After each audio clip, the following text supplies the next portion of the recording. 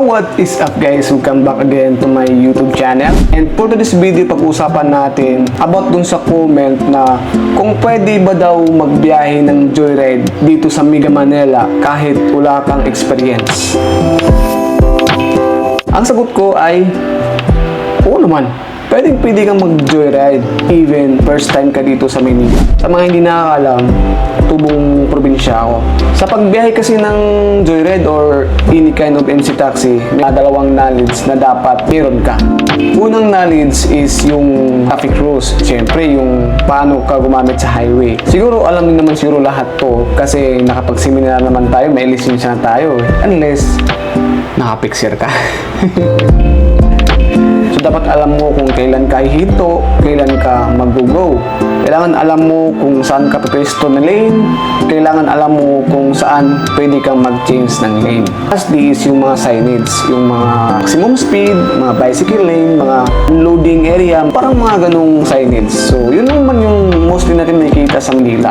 And yung iba, siguro matutunan mo in the long run kapag nagdadrive ka na ng motor sa Manila or nag-MC taxi ka na. Then knowledge number 2, so ito yung knowledge about sa paggamit ng Google Map.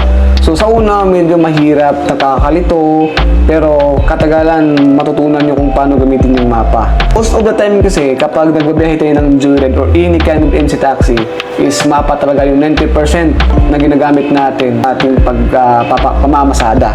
So gamitin na natin yung mga apps ng MC taxi kapag wala pa tayong pasahero. So, pick up, then nag-drop tayo ng pasahero. Bibigyan lang ako sa inyo ng basic idea about sa mapa.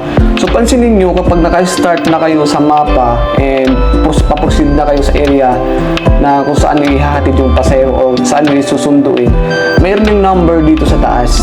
So yun yung sukat guys kung gaano ka kalayo ng isang area. O let's say, nakalagay sa mapa mo is 500 m, that's meter. 500 meter, mag-right turn ka na or even left turn. So yun yung naka-indicate dun sa taas, yung number na yan.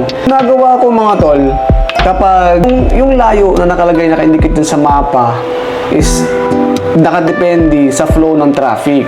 Let's say for example, nasa Commonwealth ka o nasa EDSA or sang lugar man sa Manila na malawak yung kasada and mabilis yung takbo ng mga sasakyan. Kailangan 300 pa lang, unti-unti ka na mag-change lane, papunta dun sa lane na kung saan ka dapat nakapwesto. O siyempre, mag-signalit ka muna. Then, check mo yung side mirror kung okay. Or kung pwede kang mag-change lane, di unti-unti ka na mag-change lane. Iba naman ang rules kapag andito ka sa, yung masasikip na area or mabagal yung traffic. So, ang gagawin mo is, siguro 150 to 200, pwede ka nang unti-unting mag-change lane. So, based on my experience, sa mga, hindi tayo empleyado ng LTO. So, hindi tayo expert dyan. So, ito ay based lamang sa ating experience. So, ulitin ko, kapag mabilis yung flow ng traffic, 300 pa lang, unti-unti ka na mag-change ng lane na kung saan ka pwedeng or kung saan ka dapat pumesto. And kung mabagal naman yung traffic, 200, yun yung maisasuggest ko, is 200, ka ng unti-unti mag-change ng lane. Alright? So, lagi kong sasabihin sa inyo, lagi kong tandaan, use your signal light and your side mirror.